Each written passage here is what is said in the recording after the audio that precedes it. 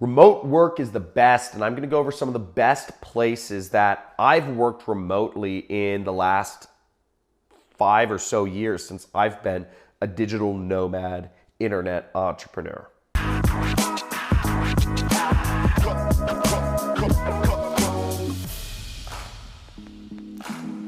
So I'm going to get into, from personal experience, what my favorite places and what the best places I believe are to work remotely. But, I do need to give a quick shout out to Nomad List, because they have a great resource that I've used of all the different best cities in the world rated by other digital nomads to work remotely. A little bit about me. I've been an online entrepreneur since 2012, and I've traveled to over 40 countries in that time span, just working everywhere around the world. Traveling was really one of my major goals. It was the reason why I started an internet business. It's the reason I got into internet business, because it was the only business that would allow me to be anywhere in the world I wanted to be and still make money and still earn something sizable for myself. So a little disclaimer about this video is I'm going to go over the best places in the world to work remotely, not like the actual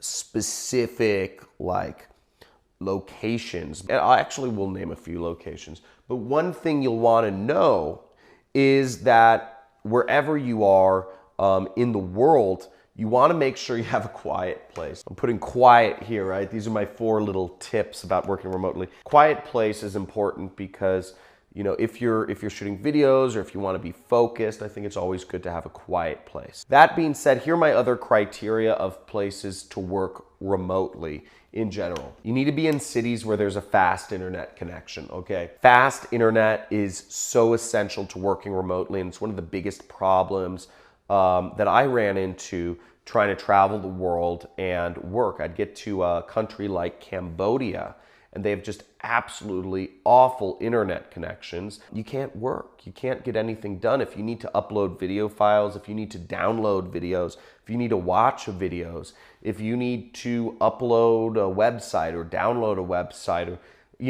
a lot of just normal things I think that go along with, running an internet business. You just need fast internet. I think it's kind of the nature of the beast. So go to places where there's a fast connection. And I'm going to go over a couple specific locations right after this of my the place at the top of my list. Kind of like right along up with a fast connection is you want a steady connection. Now I've gone to places like Haiti or Vietnam or even even certain locations in Thailand, and the connection is just on and it's off. They're brownouts because the electricity infrastructure isn't built up enough. So, the whole power grid browns out around, noon or whenever people are using the most air conditioning. And that happened to me a few times in certain places in Thailand. But you want to go places where this connection is steady. If you have to do a meeting, if you have to do a business call or a conference call, you can't have that call drop in the middle of your go-to meeting and, the internet's out for 5 to 10 minutes, so then hop back on and say, oh, sorry, the internet browned out here for 10 minutes, because then they're just going to say, why the heck did I allow you to work remotely in the first place? This is an inconvenience to me. So you don't want to do that. If you have a remote job, you don't want to be dealing with those issues. You're lucky enough to have a remote job. You need a steady connection. So, make sure to check the down up time and whatnot of the place you're at. The other criteria I give to working remotely is cheap. Having a cheap place to work remotely is a big benefit. Assuming that you've got that fast, steady connection, you can really work anywhere. And that's the benefit, is you can save a lot more money. If you have a job for a German or a British or American company and you can work somewhere else in the world, that's fantastic, because you can take that extra money that you would be spending at your cost of living and saving that up. Now, a few of my favorite places to work remotely. The first one I would say is, Chiang Mai, Thailand. There's a lot of good places to work remotely in Thailand, but Chiang Mai is one of my favorites. Chiang Mai is great because it has a great community of other expats, and expats means expatriates, people from other countries. So there's a lot of Westerners, there's a lot of people from America, Australia, and Europe that are hanging out in Chiang Mai. You know, it's a lot of people that speak English that are from America, you know, you can just, or from Europe, you know, that you can just connect with very easily. And they have a lot of businesses that just cater to Westerners, which is really nice. So you're living in a very foreign, you know, it's a jungle, right? But you know, there's businesses like rock climbing. You know, rock climbing is not something they do, you know, they naturally do in Thailand. But you know, I'm a big rock climber, and they have some great rock climbing areas, and they have, you know, people who will belay and assist you, and you know, they have holds carved out and place around there. So that's what I mean by you can get some of these really cool Western things you'd want in these foreign places. So I like that about Chiang Mai. They have all sorts of stuff. It's extremely cheap. It's in the north of Thailand, and it's very laid back vibes, and they have pretty consistent internet. So that was a really cool aspect of Chiang Mai. The second place in Thailand that, you know, I'm a huge fan of, and I believe, you know, many other people are. It's kind of what I call, it's kind of the decompression chamber for all, you know, travelers in the world. I mean, this is the spot where, you know, all roads kind of lead to Rome when you're backpacking or when you're a digital nomad, is Bangkok. Bangkok is, you know, they have fast, steady internet. It's a big city with literally every Western amenity you could want. And it's fairly cheap. I mean, if you're looking for some of those Western comforts, it's not the cheapest place in the world. I'm going to go over one of the cheapest places that fit these criteria in the world I've seen in a second. But Bangkok has a huge community of, you know, Westerners that are there. They have, you know, a lot of businesses that cater to Westerners. If you want, you know, it doesn't matter what you want, hamburgers, pizza, you know, if you want fried chicken, you know, they have KFC, they have McDonald's, they have a TGIF there, you know, they have Chili's, you know, they have Fatburger there. They have everything you would want. You could go to Bangkok and, you know, nothing, you could have this totally foreign experience because it's very culturally foreign, but you could hang out with all Westerner. It's really great. I really like Thailand. It's got so much culture, and it really blends in foreign cultures very well.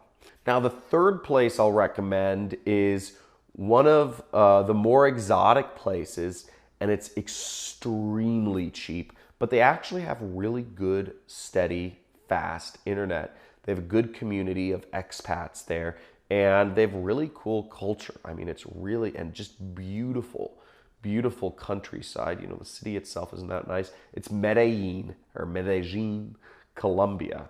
And I was in Colombia. I stayed 3 months in Colombia when I was traveling. And, you know, part of it was, you know, I took a 6-week kind of intensive on salsa dancing. You know, I wanted to learn the Colombian style of salsa dancing. It's a little different than the kind of like straightforward way. And that was really fun. You know, for me, I'm very like, you know, left-brained thinking. So I'm trying, you know, I wanted to learn how to dance to like get me out of that.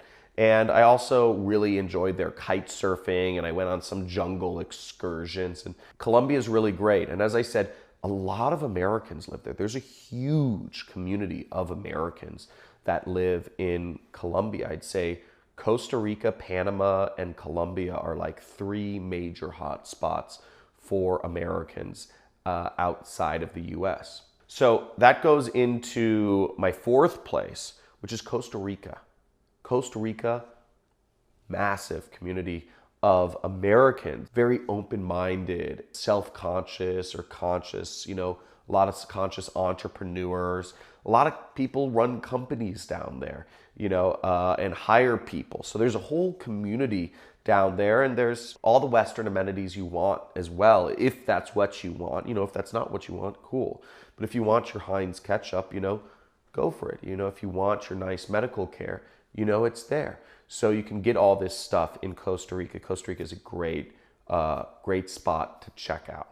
And the 5th place, the last place I'll throw on this list, is probably one of the coolest and one of the least known, and they've got a great internet connection, and it's Taghazout, Morocco. It's this place on the seaboard of Morocco. It's inland from, I believe it's somewhere close to like Marrakesh or something.